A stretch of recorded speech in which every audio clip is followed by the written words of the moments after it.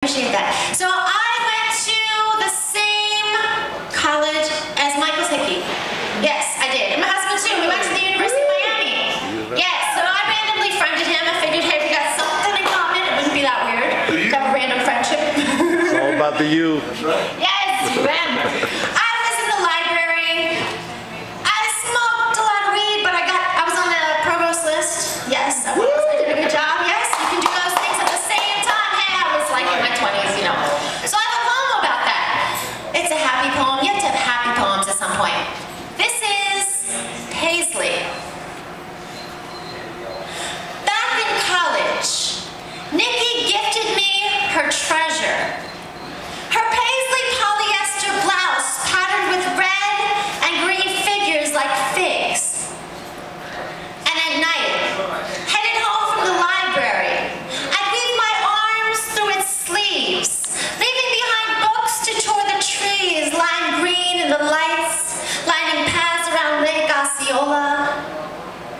Ageless angels smoothed the way as I wandered the cornerless nursery. That shirt was magic.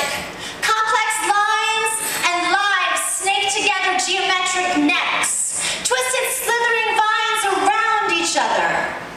I tried to follow the map they made, searching for the end of forever. I wore it warming up in ballet. Then traveling home across violin fields, I tendu pointed toes through notes like doorways. I piqué between clefs, and my dance in releve, though those strings to this day still play in the grass. And some nights, Nikki and I would climb pebble roofs to look down on our lives. The clouds blanketing the sky sprayed rain warm on our hair as the summer sun, dripping drops from the tip of each strand. Most nights, though, I set off alone.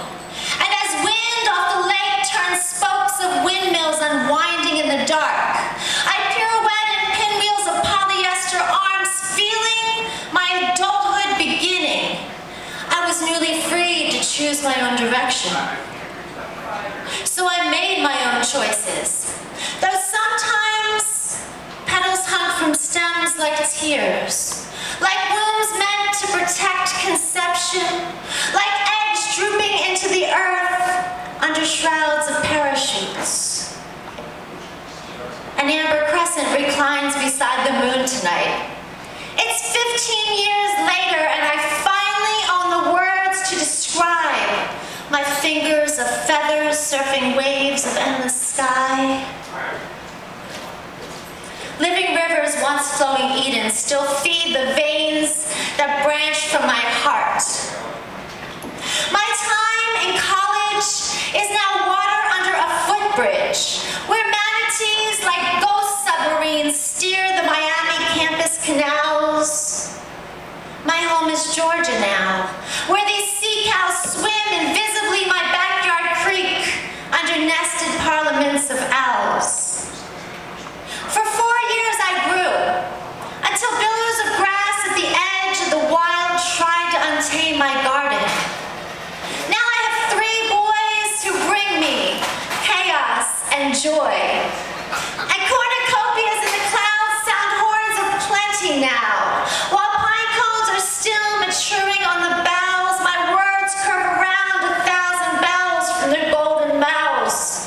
Vibrations toll. I tie yarn among long pines for my exploring children, so they too can wander their own unknown. I watch them from the porch with gratitude.